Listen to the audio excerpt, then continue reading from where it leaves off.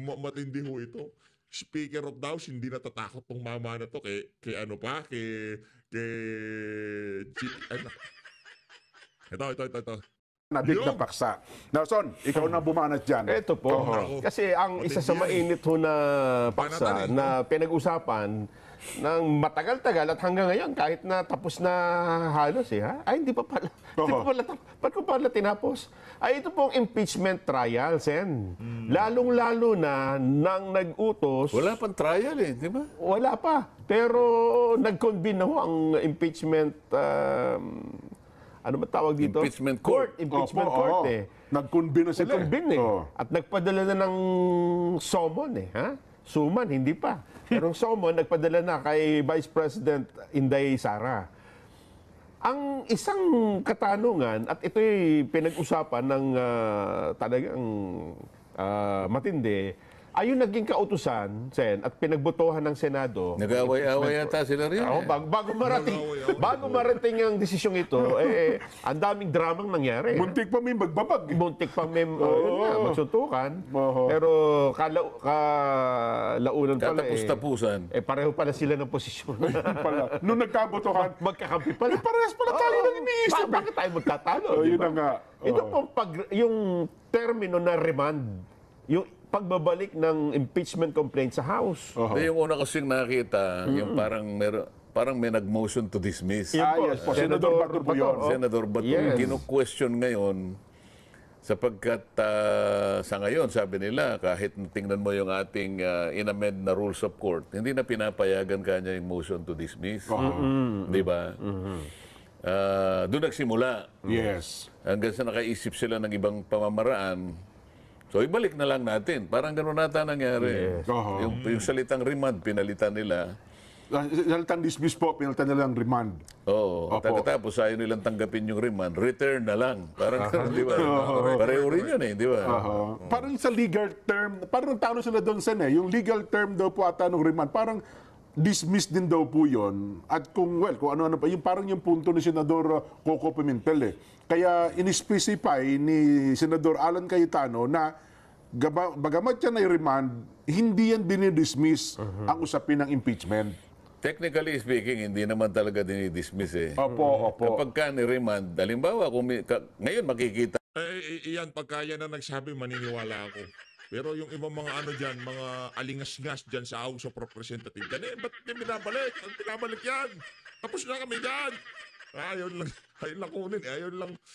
Pagka eto nagsalita, ano ho yan kahit na minsan, kahit na yung naratibo pabor na pabor sa atin, pero kung hindi pwedeng itula o falsifikado, ano ho yan, babanat. Ninyo maski ang Korte Suprema nagre-remand Sabi niya, tingnan mo nangyari sa kaso ni dating Senador De Lima. Ayan, opo. Court of Appeals ang nagsabi ni remand uli. Ibig sabihin, binalik sa trial court para ilitigate na muli. Opo. Ngayon, may mga napansin yata yung impeachment court na may mga pagkukulang sa panig ng House of Representatives. Kaya nauwi nga sa pagdidesisyon na i-remand o i-return, isoli, ibalik. Opo. Sa Tagalog. Ibalik sa House of Representatives. At may kalakip ngayon na pahayag na katungkulan na una, sabi niya gano'n, i-attest ninyo na hindi kayo nagkaroon ng paglabag doon sa ating one-year bar rule. Yan. At pagkatapos, yung isa, ay kinakailangan mag-adapt kayo ng isang resolution na specifically yung 20th Congress ay papayagan ang inyong naunang initiative na pagsasubmit ng impeachment complaint. Ngayon, ito, nagkaroon ng matinding reaction sa House of Representatives at nagkaroon pa nga ng isang pagmimisa yata doon na Nelson. Yun ang hindi ko maintindihan kasi alam niyo naman, hindi naman ako Siyempre, pagka yung si Senator Rodante Marcoleta, pagka yan ang sumasalansan, dapat kumpleto yung mga materials natin dito sa PH Update. Ito yung tinutuko niya. Ito yung ilinimbon, ipinrosisyon. Akala ko, magsasanta Cruzan sila yung tipong may inaalay yun nila yung impeachment articles. Nako, nangyayari dito sa mga tao na to. Katoliko din. Opo, opo. Ayan o. Wala naman akong kinalaman kung ano yung ibig sabihin ng misa. Basta alam ko, dahil through observation naman, Opo. pag may nagkakasal, may misa, di ba? Totoo po yan. Oho. Correct Ah, yan. pag may piyesta sila, may misa. Oho. Pag mayroong binibinyagan, Tayo, hindi rin na tayo katoliko ha. Nung bata ho tayo katoliko. Pero, ngayon, hindi na ho tayo katoliko. o kumpil yata, merong misa. Pag may Misa patay, yan. may misa din. Yes po. So ako, wala akong kinalaman dyan at wala akong gustong patungkulan kung, Yes po. ano ang ibig sabihin nun. Ano? Siyempre, kanya-kanya tayong paniniwala, Nelson. Paniniwalang pang-religion po nila yan. with all due respect, Ginagalang natin yan. nang walang anumang uri ng kawalan ng pagpapahalaga, kaya lang naman ako nagtaka, bakit nagkaroon ng misa, nakita ko yung mga kasama ko, dala-dali na yung, Opo. may kopya sila ng impeachment complaint, Opo. Folder ano yun. Talaga patong-patong eh. dala-dala nilang ganon. Opo. Kaya ako nagtaka, unang-una lang, ngayon ko lang unang nakita. Ganun ba yung unang sa kasaysayan mo pala yun? Isipin mo naman, ako ay 18 taon ako sa House of Representatives. Oho. Ngayon ko lang nakita na yung impeachment complaint Ay na para minisahan. sa akin Oho. ay isang political action ay hinaluan ng misa. Ito lang, kaya ako Yun. ako ibigyan nyo na ng kaukulang pangunawa kung hindi ko naman masyadong maintindihan kung bakit kailangan ipagmisa yung impeachment complaint na isinuli ng Senado. Baka po namatay. Hindi kaya? Ayoko sabihin nyo kasi nga sabi ko nga sa'yo, pag may patay, may misa din eh. Opo. Di ba? Baka kasi nga ako namatay. Kaya naghahanap naman ako ng corona. Wala naman akong makitang corona. Lalo, baka ako may kabaong. Nung una nga, akala ko may naman. Ano nga, dapat talaga kung alam lang natin, papadala tayo ng corona dyan sa misa na yan sa impeachment. Wala no, gurgur na yung impeachment na yun, ika nga. Kumbaga, ano na lang ho yan, talagang pinipilit na lang ho nila. Pero maging yung mga congressman, alam na ho nila. Dahil paglapag na paglapag sa Senado, nitong si Senator Rodante Marcoleta, yung nakita nyo kung balagbagan nung unang pagkukonvene ng impeachment court, wala pa ho yun. Opening salvo pa lang yun eh. Ito yung kumbaga sa pagkain, ito yung ika nga ulam. Ito yung pampabusog natin.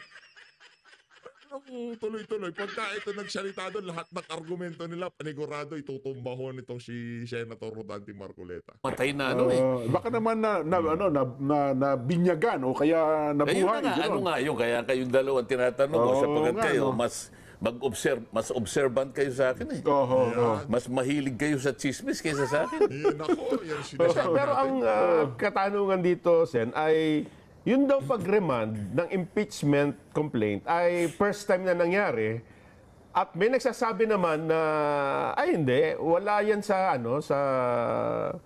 sa batas, 'di ba? Kaya nga raw hindi tinanggap ng Kaya daw hindi tinanggap ng Kamara de Representante yung remand. Ang tungkulin daw ng Senado as impeachment at court ay hindi ibalik kundi i-forward, 'di ba? Oo. I-hear, i-acquit o kaya ay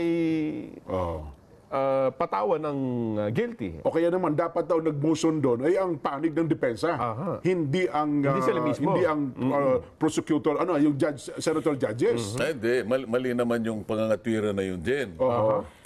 Kung inaakala mo na talagang nag-constitute na yung Senado as an impeachment court eh. Opo. Sa makatwid, yung korte, yun ang Senado. Yes. Okay?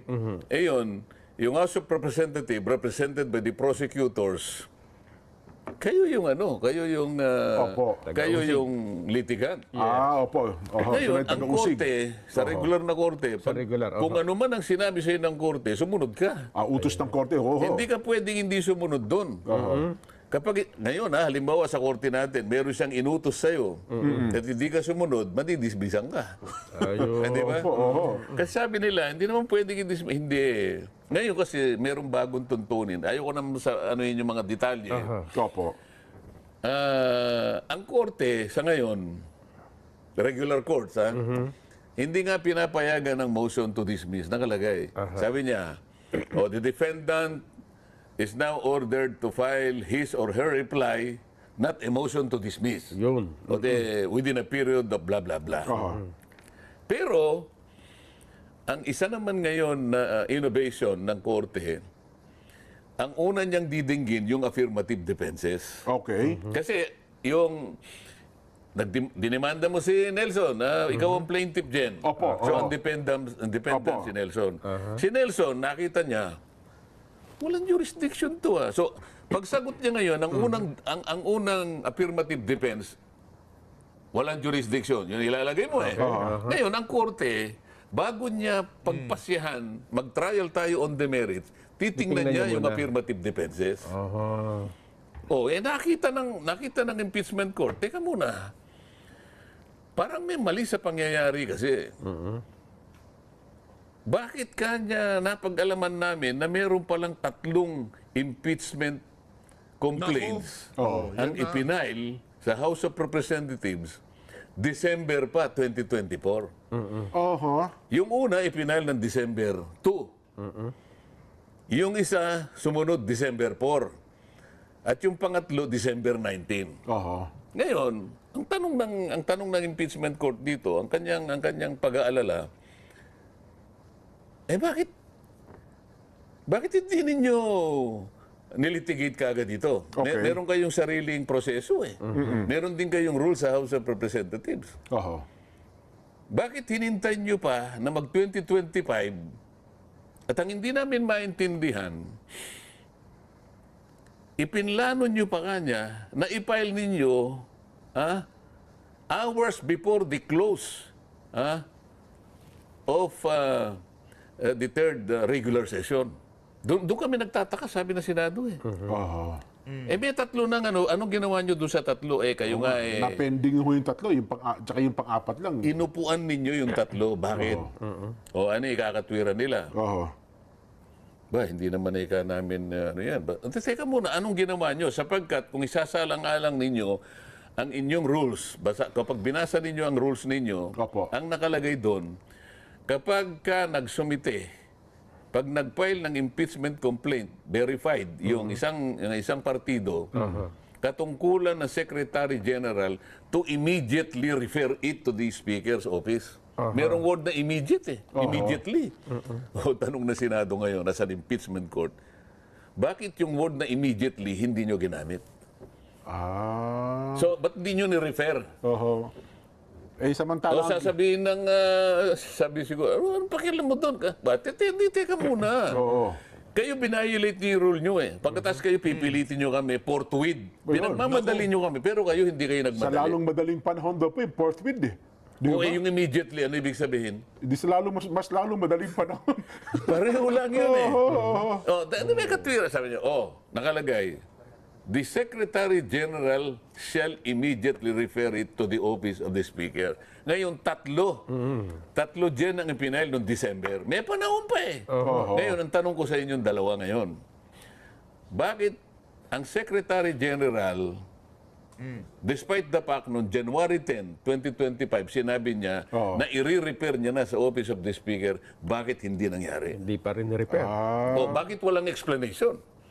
Bakit ngayon bigla ninyong naisip, doon pa naman doon sa closing hours na, patapos na Yung tayo. magsisession na, closing na ng session eh. Ilang oras na lang magko-close ang session, bakit doon nyo? Kaya parang parang merong bad faith dito. Yun ang sa tingin ko, yun ang damdamin ng outgoing Senate. Kaya nga ang kanyang pahayag teka muna, ibalik niyo muna natin. Wala pa i-attest ninyo kung wala kayong paglabag sa 1-year ban rule. Kasi, alam mo dyan, nakalagay sa ating batas nga, isa lang na impeachment ang ipapile mo. Sa isang impeachable official, kada taon. 2024, 3. Hindi naman namin ginalaw, kaya klasipikado na wala pang naipal. Hindi, salita mo lang yan. Ang tanong namin, ba't hindi mo nga ginalaw? Kasi parang sinadya mo eh. Nananadya ka eh. Kaya ang tanong kasi doon, kailan ba talaga nagsisimula yung day one nung pagtanggap ng impeachment? Kasi andun ang pagtatalo eh. Kasi akala niya, di ba, nung Palagay tinanggap mo na. Sasabihin niya, ang pagsisimula talaga, yung tinatawag na filing, ay kapag ni-repair mo na. sa Committee on Justice. Ang tanong ko sa iyo, ba't hindi mo ni-repair? Hinintay pa raw po nila, nilagong pa raw nila eh. Para Hindi, i-consolidate daw po yung hindi. complaints eh. Immediately, ang sinasabi ko sa iyo, yung inupuan mo, doon lamang sa punto na sinasabi sa iyo ng rules na immediately refer it to the office of the Speaker. Pati ba naman yun hindi ginawa ng Secretary General? Bakit? Ayun meron nung pala napakaliwanag ng ika nga rules. Immediately i-refer sa opisina nitong si Tambaluslos. Anong ginawa niya dito sa 3 impeachment? Madali kayo na madali sa Senado. Kinawawa niyo tong si Boy Kilay. Na-stress niyo si Kilay, di ba? Nagkaroon ng opening yung mga gusto maging Senate President, kagaya nitong si Soto, dyan sa kakamadali nyo na yan eh. Inumpisahan na, nung hindi inuumpisahan, nung hindi nagko-convince si Soto, palong-palo eh. Forthwith dapat umpisahan yan. Di ba? Nakapag-giring nga yan si Amy eh. Hindi ganito yung pagkasaya. Pero pag yung mga interview, nakapag-hearing nga sila sa ganito, sa ganito yan, pati hindi nila naumpisahan. Yabang eh, no? Gusto lang pala maging Senate President. Taknan to, wow. Okay. Kasi sabi nila, judicial notice na, hindi namin alam kung ano yung ginagawa nyo, sasabihin ng Senado. Hindi namin pwedeng ipakahulugan na alam namin lahat kung anong ginagawa nyo. Sa amin lang, parang may bad faith. Kasi, Meron, Happy Father's Day din ho pala dito kay Atty. Vic Rodriguez. No? Happy Father's Day, sir. Yeah, idolo ho natin yan si Atty. So, solido. alam namin na ang tuntunin nyo, kapag kami At syempre, alam ka naman makalimutan natin, no? Happy Father's Day dito kay dating Pangulong Rodrigo Duterte. Father ho siya ng napakaraming mga anak. file ng impeachment complaint, verified, Opo. walang gagawin, ministerial on the part of the Secretary General to immediately refer it to the office of the Speaker. Ang tanong, 3 yun.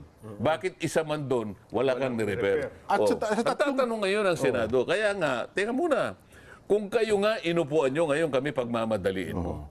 Sa 3 bang yun, may mga endorser din, Congressman. Kasi parang, Meron! lahat pala, oo. Kompleto yun, May verified. nag-endorse. Oo. Merong endorser, kaya hindi mo pwedeng sabihin, kasi po, wala pong nag-endorse, kaya hindi namin ni-refer.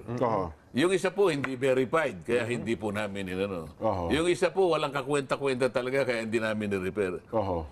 There should be an adequate explanation kung bakit Section 3 yun ang aming rules. Alam mo yun To immediately refer. Bakit kayo nagmamadali, pinamamadali nyo kami, pero yung word na immediately sa inyo, Nung tinanggap nila mula sa SecGen, hindi nyo pinansin. ganun pala. Yung word na immediately dinedman mo, pero kami pinagmamadali mo kami. Bakit? Okay. So makikita mo, dito sa pahayag ng pagkakasoli, teka muna, i-attest ninyo. Ibig sabihin, balikan ninyo yung pangyayari. Hindi ba?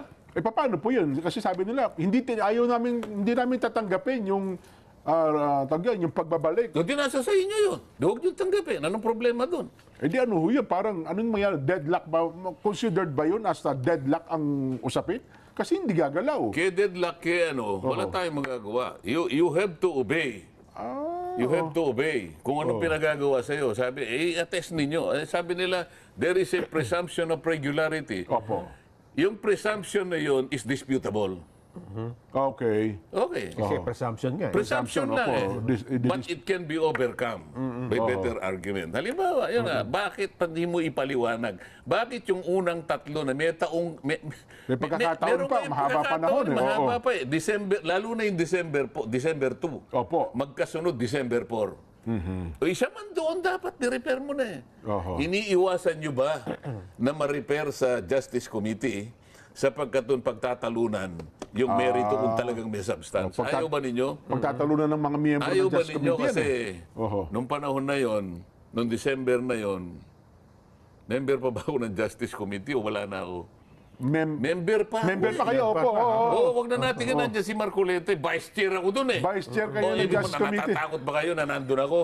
Hindi ko naman sinasabing yun ang dahilan din. Sinasabi ko na lang ngayon. Ano ang ginamit nila? Hindi Justice Committee. Gumamit sila ng ibang paraan.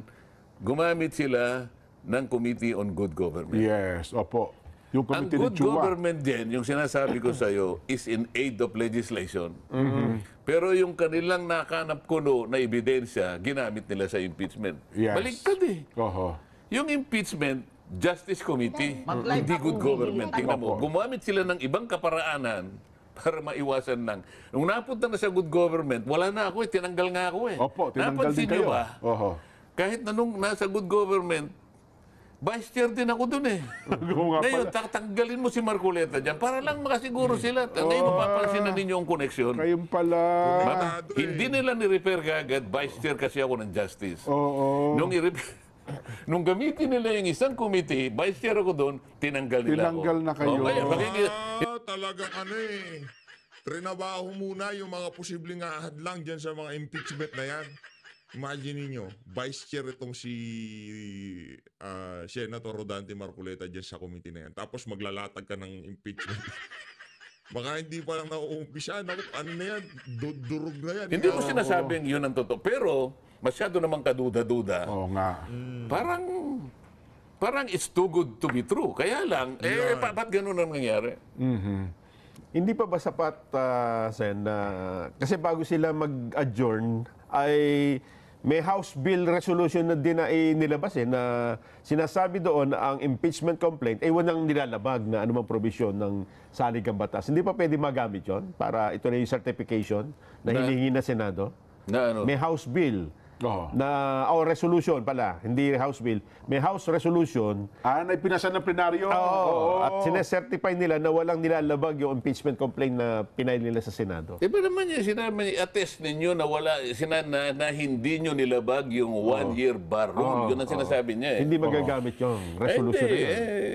Hindi yung kinakailangan i-attest ninyo talaga. At pagkatapos hindi lang doon naman hindi lang naman doon napupunta doon Ang pinag-uusapan, bakit sa dami-dami ng panahon, bakit yung February 5 na ilang oras na lang magsasara na ang tindahan? Oho.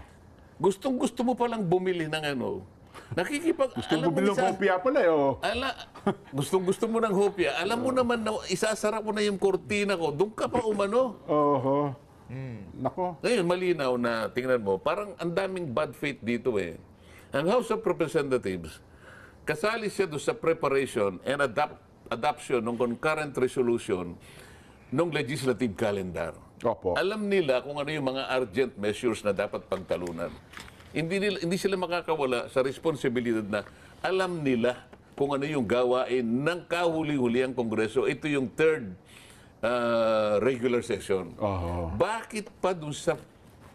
Yung araw na yun, magre-recess na Oh. O pagkatapos doon mo gagamitin yung fourth wind. Meron kang gustong mangyari Meron kang gustong sabihin na parang itatawid mo Hindi ganoon Kaya nga yung pangalawang consideration nung pagsusoli, sabi ng impeachment court, to adopt a resolution Opo.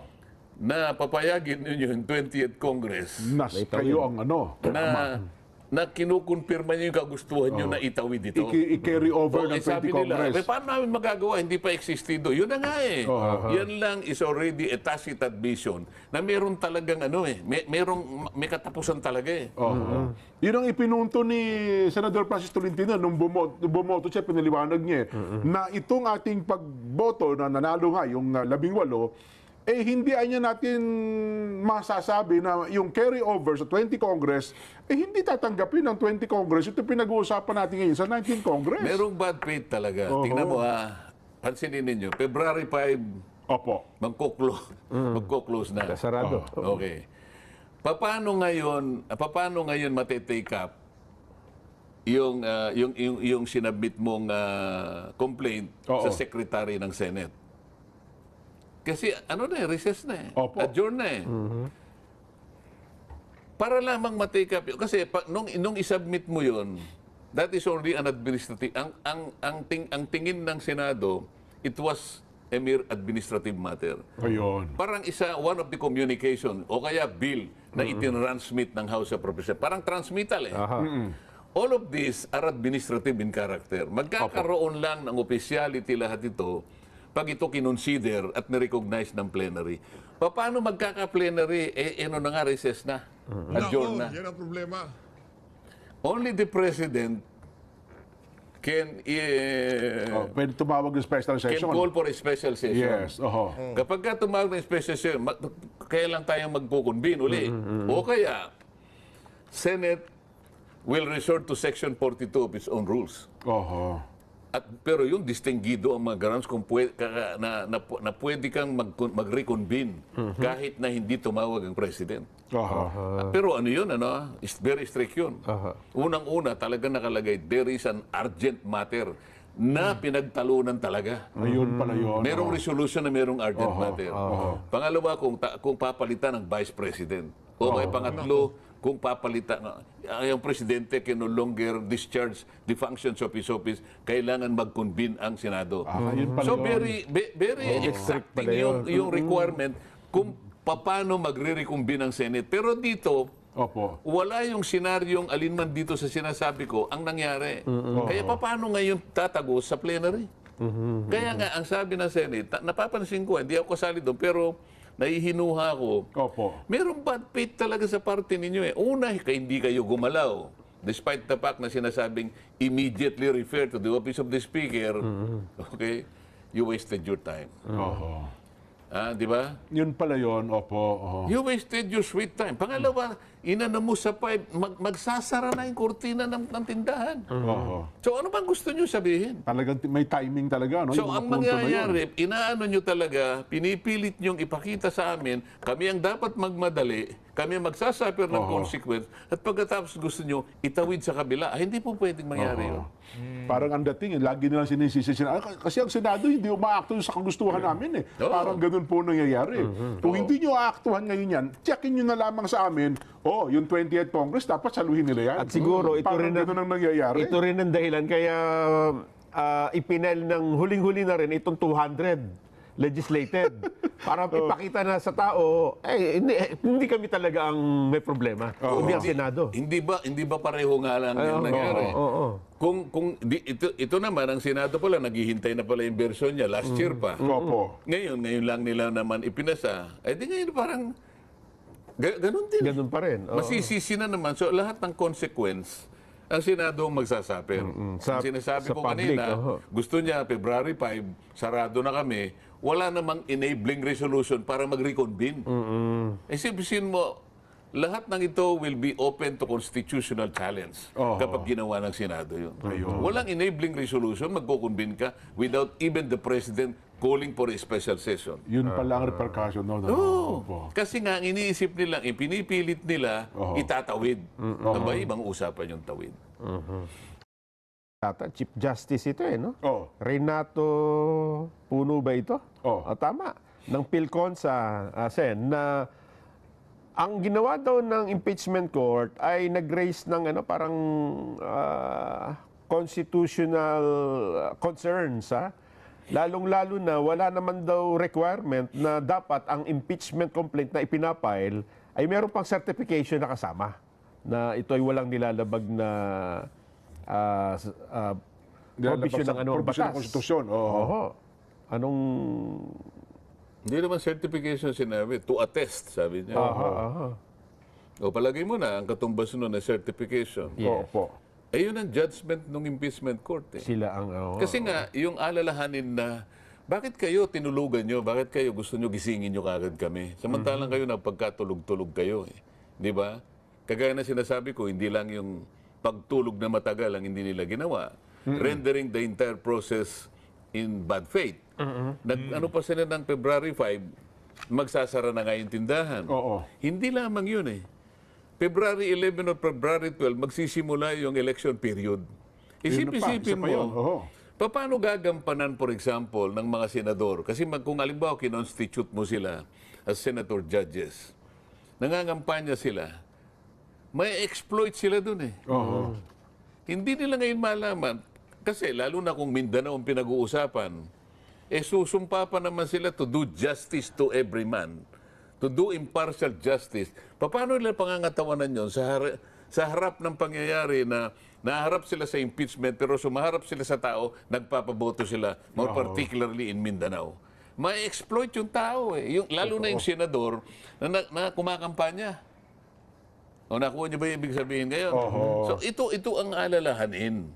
Talaga bang tinangka ninyo na gawin ito? O talaga bang sinadya nyo na gawin to para kami ang pamukha ninyo na parang carefree kami, kayo ang tama. Kagaya ng ginagawa, nagpamisa pa kayo eh. Sino ba pinamisa nyo? Kayo o yung Senado? Hindi ba?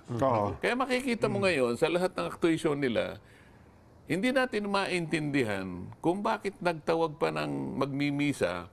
Nako. At narinig ko pa yung pari na nagsabi, mga hudas yung labing walo. Nako po. Tama. Si ano ho yan? Si Father Flavian. Tama ba yun? Dito makikita mo, pati lingguwaheng gagamitin, kung yung halimbawa, yung mawala ng galang ko, yung pari na yun na nag-officiate ng misa, kung halimbawa, ay pumunta siya doon, hindi bilang pari, at nakisama siya para magpahayag ng kanyang saloobin Opo. bilang isang mamamayan Pilipino. Privado. Okay lang yun eh. Walang problema. Pero para pumunta ka doon bilang isang religious at isang purely political matter, hinaluan mo ng kulay ng religion, may problema doon, Jen. Malaking Pinaghahalo problema mo na. Merong constitutional divide na hindi makikialam yung politika sa usapin ng relihiyon. Yun ang aking masasabi dyan. Bagay kasi yung Ginoo na yun, mukhang kasama yun sa mga galit na galit sa mga Duterte. Akala mo tawaging hudas yung mga yung mga taksil sa bayan. Hindi ko alam kung ano yung forma ng misa. Pero ako ang palagay ko, kahit na hindi ko alam yung kanilang tuntunin dyan, pag siguro ikaw ay nagmimisa, para sa inyo isang banal na ritual yan, huwag ka na magagamit ng ganong pananalita siguro. Hindi ba? Tama po kayo. Pero paano? Ano pa eh, hudas na taksil, ha? Mga ugaling balasubas. Yun ang mga ginasalita nito si Father Adik eh. Dati siyang ganun. Yun ang lagi niyang yun ang binida niya sa Senado. Ano pa siya, talagang proud pa niya sinabi kay Senator Bato de la Rosa. Kaya siguro medyo nasaktan siya nung nagkaroon ng war on drugs itong si dating Pangulong Rodrigo. Ano kaya kung mayroon hong maghain ng question ito sa kataas-taasang Di hukuman? maganda, di maghain sila. Ayun, Di ba? Kasi mukhang sabi ni Senate President Chis Cordero, mukhang ang Korte Suprema lang ang makapagsasabi kung mayroon ngang nilabag sa konstitusyon. So, paano naman kung halimbawa ang sasabihin ng Senado. Korte Suprema, bahala kayo dyan. There is no justiciable controversy. Tama. Para sa amin, this is a political question. Ayaw naming magpahayag. pakialaman yan. Hindi, tapos. Di ba? Ang gusto ko lang mangyari, huwag nyo nang itawid dito kasi sa 20th Congress ng Philippine Senate, nandun na ako eh. Yun. Diba? Pero sa... Huwag nyo nang tangkain. Yun ang ibig ko sabihin. Kaya lang, yan, Sen, maliwanag na. sa ayaw man natin o sa gusto, siguradong tatawid eh, di ba? Yung usapin. Yung usapin. Lalo't lalo na, Hindi, nandun paano? naman sina Senador Chis Escudero. Paano patatawirin? Sino magtatawid? Andun po yung matitira eh. Andun yung Senate President na naniniwala na pwede itawid ito. So pagka siguro nag-session Bakit sinabi ba ni na pwedeng itawid? Wala sa sinasabing sinabi gano'n. po niya. Meron ata siyang May- statement na para sa kanya, ang pananaw ay pwedeng itawid Pwedeng tawid. sa 20th Congress ang usapin ng impeachment. Ewan ko lang po. Hindi, pananaw niya yon. Opo. Pero wala pang nagsabing, ang pwede lang magsabing merong finality dyan, yung Korte Suprema. Lahat pwedeng mag-express ng view na sa tingin ko pwedeng itawid, pero walang consequence yun, walang legal consequence yun. Ngayon, kunwari pinag-usapan na pwede bang itawid? Hindi pa nakatawid, pinag-uusapan lang na kung Pinag-uusapan pwedeng pa. itawid.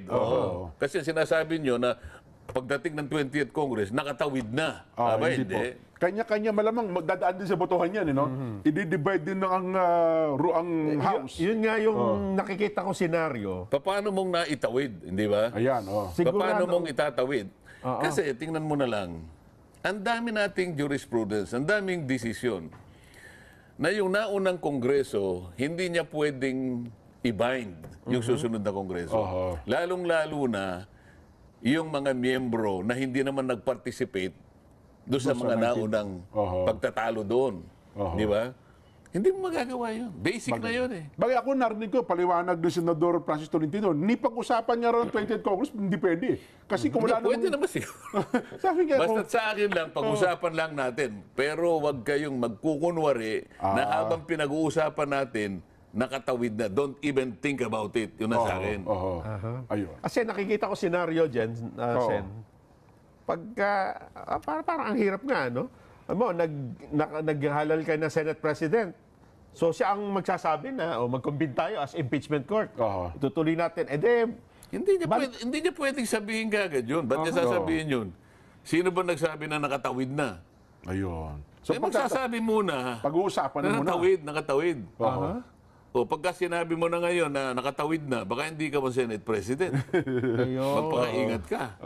Hindi ba? Bagay, pati nga yung labing isang prosecutor, ihahalal ulit nila yun eh. Ayun nga eh. Wala rin So kapangyarihan. dapat may bago, no? May bago ka rin ano. Kailangan bag sila magkakamali. Para sa akin, wala pang naitatawid. Para sa akin, patay na eh.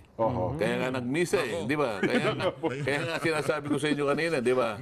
Pag may patay, may misa. Pag may kasal, may misa. Yes. Wala namang kinakasal dun eh. Ay, nako. Anyway, ihabol po namin ito at talagang proud kaming ibalik. Ayun na nga mga kababayan, maliwanag pa sa sikat ng araw. Kaya may misa dyan sa House of Representatives kasi nagurgur na yung impeachment. Yan maliwanag pa sa sikat ng araw. Yan ang pananaw ng napakahusay nating senador na si Senator Rodante Marcoleta. So always, maraming salamat po sa pag-support sa Page Update. Mag-ingat po kayo lahat. Mahal natin Pilipinas. Gusto niyo ba mapanood na inamin nitong si Father Flavi na ano siya? Dati siyang nagbabangag. Ito, papakita ko sa inyo. Baka sabi, ginugood time ko kayo. Ito. Ano ito? Senate hearing ito ha. Senate hearing sa committee nitong si Senator Bato de la Rosa. Noong dumalo, itong si dating Pangulo Rodrigo dyan sa Senado. Panoorin natin mga kababayan. Game. Mr. Chair. So, matanong ko lang si Father, when you said that you used drugs for 15 years, 15 ano years po yung na. drugs na ginamit mo? Anak ng toko, parang ano na yun, parang tubig na utak mo noon. Kaya pala ganyan mag-isip si Father Flappy. Father,